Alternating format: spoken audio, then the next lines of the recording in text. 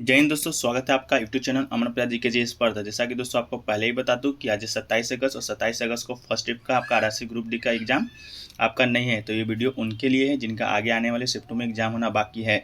इन video में दोस्तों उन्हीं सब प्रश्नों को लिया गया है जो कि आपके एग्जाम में बार बार रिपीट हो रहे हैं, और कुछ इंपॉर्टेंट प्रश्न को भी लिए गए हैं जो कि दोस्तों आपके एग्जाम में सीधे छपेंगे। तो दोस्तों वीडियो को अंत तक देखिएगा। चैनल पर नए हैं तो चैनल को सब्सक्राइब कर लीजिएगा और दोस्तों नोटिफिकेशन बेल को ऑन कर लीजिएगा। तो चलिए दोस्तों शुरू करते हैं। तो दोस्तों आज का जो पहला और इम्पोर्टेंट प्रश्न है वह है कि विश्व की प्रथम रेलगाड़ी कब चली थी।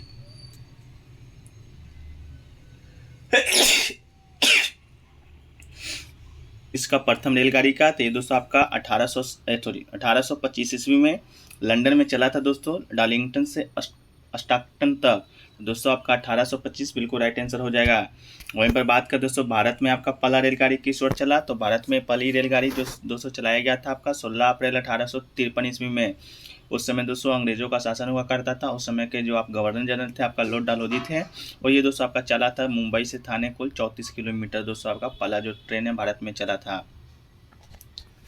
अगला दोस्तों पूछा गया है कि शेख हसीना निम्नलिखित में से किस देश की प्रधानमंत्री है। तो दोस्तों शेख हसीना जो कि दोस्तों भारत का पड़ोसी देश बांग्लादेश की दोस्तों आपका प्रधानमंत्री है। बांग्लादेश की बात करें तो इसकी राजधानी ढाका, और दोस्तों बांग्लादेश ही एक ऐसा देश है जहाँ जिससे दोस्तों भारत की सीमा सबसे ज़्यादा लगता है। 4023 किलोमीटर सीमा दोस्तों आपका भारत का लगता है सबसे ज़्यादा पड़ोसी देशों में।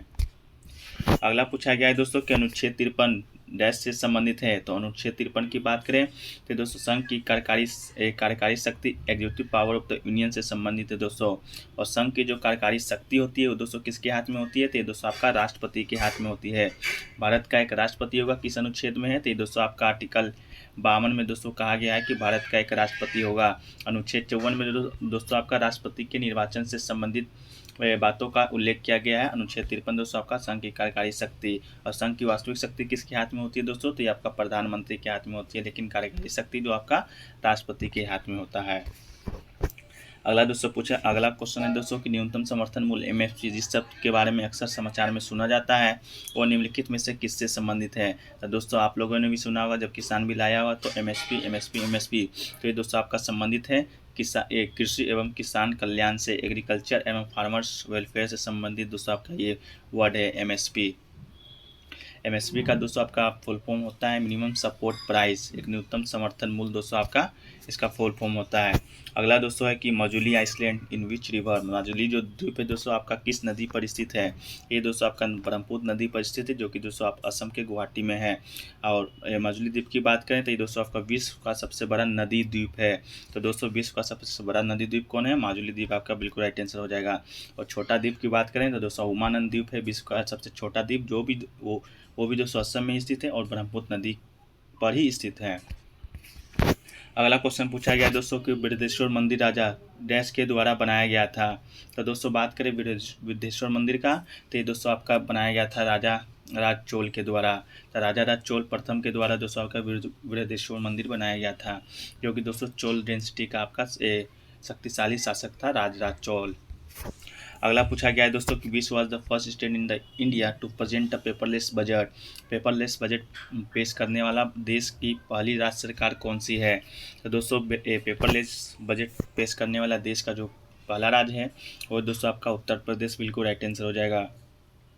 वहीं पर बात करें दोस्तों पेपरलेस पहला विधानसभा जो कि पिछले शिफ्ट में आपका प्रश्न पूछा गया था पेपरलेस विधानसभा वाला जो आपका पहला राज्य है वो दोस्तों आपका नागालैंड है। तो पेपरलेस विधानसभा नागालैंड और पेपरलेस बजट दोस्तों आपका पहला उत्तर प्रदेश के द्वारा प्रस्तुत किया गया है। अगला है दोस्तों कि जादूगोरा की खदान देश के लिए प्रसिद्ध है। तो दोस्तों जादूगोरा की खदान की बात करें ये दोस्तों आपका यूरेनियम के लिए प्रसिद्ध एक सुप्रसिद्ध खदान है। अगला है दोस्तों कि मार्च 2022 में वीवो प्रो कबड्डी सीजन 8 का फाइनल किसने जीता है। तो दोस्तों अभी हाल ही में जो आपका प्रो कबड्डी लीग हुआ है उसमें दोस्तों आपका दबंग दिल्ली आपका फाइनल जीता था। और इसके अलावा दोस्तों बात करें प्रो कबड्डी लीग का तो ये दोस्तों आपका 2014 में शुरू हुआ था, और जो इसके पहले विजेता है वो दोस्तों आपका जयपुर पिंक पैंथर्स थे। अगला है दोस्तों कि बांडोकर गोल्ड ट्रॉफी किस खेल से जुड़ा हुआ है। तो दोस्तों बांडोकर गोल्ड ट्रॉफी की बात करें तो ये दोस्तों आपका फुटबॉल से जुड़ा हुआ है।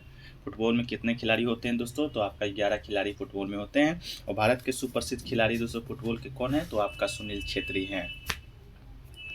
अगला है दोस्तों कि संविधान का अनुच्छेद 51 डैश में शामिल है। तो दोस्तों अनुच्छेद 51 आपका किससे संबंधित है? ये आपका फंडामेंटल राइट ऑफ सिटीजन, नागरिकों के मौलिक अधिकार से नागरिकों के मौलिक कर्तव्य से दोस्तों संबंधित है, अधिकार से नहीं। तो मौलिक कर्तव्य दोस्तों आपका बिल्कुल राइट आंसर हो जाएगा। और नागरिकों का मौलिक कर्तव्य की बात करें तो ये दोस्तों आपका कब जोड़ा गया था संविधान में? तो 42वें संविधान संशोधन 1976 के द्वारा दोस्तों आपका जोड़ा गया था। वो उस समय दोस्तों आपका कुल 10 मौलिक कर्तव्य जोड़े गए थे। और किसके सिफारिश पर? तो स्वंत सिंह के सिफारिश पर। और बात करें दोस्तों 11वां मौलिक कर्तव्य का कब जोड़ा गया है? तो ये दोस्तों आपका 86वें संविधान संशोधन 2002 के द्वारा आपका दोस्तों 11वां मौलिक कर्तव्य को जोड़ा गया था। इसी संविधान संशोधन में दोस्तों आपका 21(1) के आर्टिकल को भी जोड़ा गया था, जो कि दोस्तों 6 से 14 वर्ष के बच्चों को शिक्षा का प्रावधान करता है। अगला है दोस्तों कि महाराष्ट्र में गोवर्धन परिस्थिति गांव की स्थापना किस संगठन ने किया था? तो महाराष्ट्र में गोवर्धन परिस्थिति गांव की बात करें तो ये दोस्तों आपका इस्कॉन के द्वारा स्थापना किया गया है। अगला है दोस्तों कि प्रथम आईसीसी महिला विश्व कप की विजेता कौन है? तो ये दोस्तों आपका इंग्लैंड बिल्कुल राइट आंसर हो जाएगा। प्रथम जो आपका पहला बार हुआ था आईसीसी महिला विश्व कप शायद 1976 में आपका हुआ था, आप एक बार मिला लीजिएगा। तो दोस्तों आपका इंग्लैंड जीता था। इसके अलावा पिछले शिफ्टों में महिला विश्व कप से पूछा गया है दोस्तों कि आईसीसी महिला विश्व कप में सबसे ज़्यादा विकेट लेने वाली कौन है? तो ये दोस्तों आपका भारत की झूलन गोस्वामी दोस्तों आपका सबसे ज़्यादा विकेट लेने वाली महिला विश्व कप वनडे में दोस्तों आपका हो गया था आपका राइट आंसर। अगला है दोस्तों कि भारत में राष्ट्रीय थल सेना दिवस कब मनाया जाता है? तो दोस्तों भारत में राष्ट्रीय थल सेना दिवस की बात करें ये दोस्तों आपका 15 जनवरी को बनाया जाता है। अगला है दोस्तों कि जब हम धातु को अम्ल क्षार के साथ रिएक्शन करवाते हैं तो हमें उत्पाद के रूप में क्या मिलता है? तो दोस्तों उप उत्पाद के रूप में दोस्तों हमको हाइड्रोजन H2 मिलता है। अगला है दोस्तों कि दक्षिण अमेरिका में सबसे बड़ी झील कौन सा है? तो दोस्तों बात करें दक्षिण अमेरिका में सबसे बड़ा झील का तो दोस्तों आपका लेक टिटिकाका झील दोस्तों आपका दक्षिण अफ्रीका में सबसे बड़ी झील है।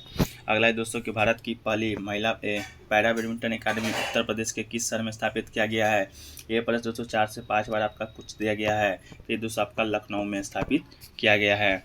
अगला है दोस्तों कि निम्नलिखित में से कौन एशिया ब्रांड एपेक में अपने ग्राहकों की चिंताओं को दूर करने के लिए बेंगलुरु में एक साइबर सुरक्षा केंद्र शुरू करेगा? तो ये भी प्रश्न आपका दोस्तों पूछा गया है 2 से 3 बार।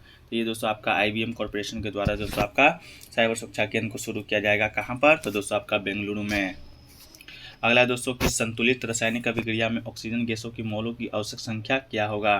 तो दोस्तों आपका ऑक्सीजन गैस को मोलों की आवश्यक संख्या की बात पूछ रहा है। तो सबसे पहले दोस्तों आपका दोनों ऑक्सीजन को दोस्तों बैलेंस करेंगे। तो दोस्तों इसको बैलेंस करेंगे तो हमें जो आवश्यक मोलों की ऑक्सीजन के गैसों के मोलों की संख्या प्राप्त होगा वो दोस्तों आपका 5 सही आंसर हो जाएगा। इस O5 को ऑक्सीजन 5 को दोस्तों 2 से गुना करेंगे तो आपका 10 हो जाएगा। इधर दोस्तों 5 को गुना करेंगे तो आपका 10 हो जाएगा। तो दोनों बैलेंस हो जाएगा तो ऑक्सीजन जो मोलों की संख्या हो जाएगा दोस्तों आपका 5 बिल्कुल राइट आंसर हो जाएगा। अगला दोस्तों कि निम्नलिखित में से किसमें ऑक्सैलिक अम्ल पाया जाता है? तो दोस्तों आपका 4 ऑप्शन है, आंवला में, लेमन में, पालक में या इमली में। ये दोस्तों आपका जो पालक राइट आंसर हो जाएगा। पालक में ऑक्सैलिक अम्ल पाया जाता है। और आंवला लेमन की बात करें तो इसमें दोस्तों साइट्रिक अम्ल पाया जाता है। और इमली में दोस्तों आपका टाइट्रिक अम्ल पाया जाता है। तो इसमें साइट्रिक, इसमें टाइट्रिक, इसमें दोस्तों ऑक्सैलिक अम्ल पाया जाता है। अगला है दोस्तों ऊपर रिएक्शन दिया गया, ऊपर दी गई अभिक्रिया किस प्रकार का है? Fe2O3 + 2Al2O3 + Fe किस प्रकार की अभिक्रिया है? ये दोस्तों आपका विस्थापन अभिक्रिया बिल्कुल राइट आंसर हो जाएगा। अगला है दोस्तों क्लोरोफ्लोरोकार्बन में कौन सा गैस ओजोन की क्षति पहुंचाता है? तो दोस्तों आपका क्लोरीन बिल्कुल राइट आंसर हो जाएगा। अगला है दोस्तों कि CFC के द्वारा ओजोन परत का नुकसान होता है, इसलिए वर्तमान में इसकी जगह HFC हाइड्रोक्लोरोफ्लोरो का उपयोग किया जाता है। अगला है दोस्तों वायुमंडल में किस गैस की मात्रा 78% पाई जाती है? इसका जो राइट आंसर हो जाएगा दोस्तों आपका नाइट्रोजन बिल्कुल राइट आंसर हो जाएगा। वायुमंडल में 78% नाइट्रोजन, 21% ऑक्सीजन, 0.93% आर्गन और दोस्तों 0.03% कार्बन डाइऑक्साइड दोस्तों आपका पाया जाता है। अगला है दोस्तों ईस्ट में सर्वाधिक पाया जाने वाला विटामिन कौन सा है? तो बात कर दोस्तों ईस्ट में सर्वाधिक पाया जाने वाला विटामिन तो ये दोस्तों आपका विटामिन B12 बिल्कुल आपका राइट आंसर हो जाएगा। अगला है दोस्तों प्रकाश वर्ष की इकाई क्या है? तो दोस्तों प्रकाश वर्ष का इकाई दोस्तों आपका हो जाएगा a light year is unit of length. दूरी का इकाई दोस्तों प्रकाश वर्ष आपका होता है। अगला है दोस्तों प्रोटीन में न्यूट्रॉनों की संख्या कितना होता है? तो प्रोटीन में न्यूट्रॉनों की संख्या की बात करें तो आपका 0 आंसर सही हो जाएगा दोस्तों। ड्यूटेरियम एक न्यूट्रॉन से बना होता है और ट्रिटियम 2 न्यूट्रॉन से आपका बना होता है। अगला है दोस्तों कि थायरोक्सिन हार्मोन के लिए निम्न में से आवश्यक तत्व क्या है, तो दोस्तों आपका आयोडीन बिल्कुल राइट आंसर हो जाएगा।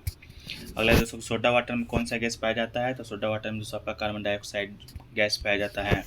इसके अलावा दोस्तों भारी जल D2 में उपयोग किस में होता है, तो आपका न्यूक्लियर रिएक्टर्स में होता है दोस्तों। परमाणु भट्टी या न्यूक्लियर रिएक्टर में मंडक के रूप में दोस्तों भारी जल का उपयोग किया जाता है। अगला है दोस्तों कि पौधे में प्रकाश संश्लेषण के दौरान कौन सी गैस मुक्त होता है, तो इसका जो राइट आंसर हो जाएगा दोस्तों आपका ऑक्सीजन, बिल्कुल आपका राइट आंसर हो जाएगा।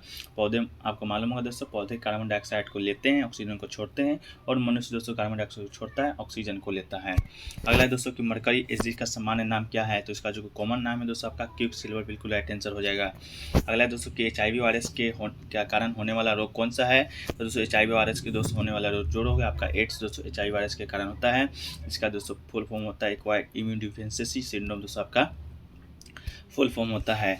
इसके अलावा दोस्तों रॉकेट के सिद्धांत पर कार्य करता है, तो दोस्तों आपका देखिए समय संरक्षण के सिद्धांत पर कार्य करता है, law of convergence of linear momentum के सिद्धांत पर। अगला दोस्तों कि पौधे के लिए सूक्ष्म पोषक तत्व कौन सा है, तो दोस्तों आपका आयरन, बिल्कुल राइट आंसर हो जाएगा।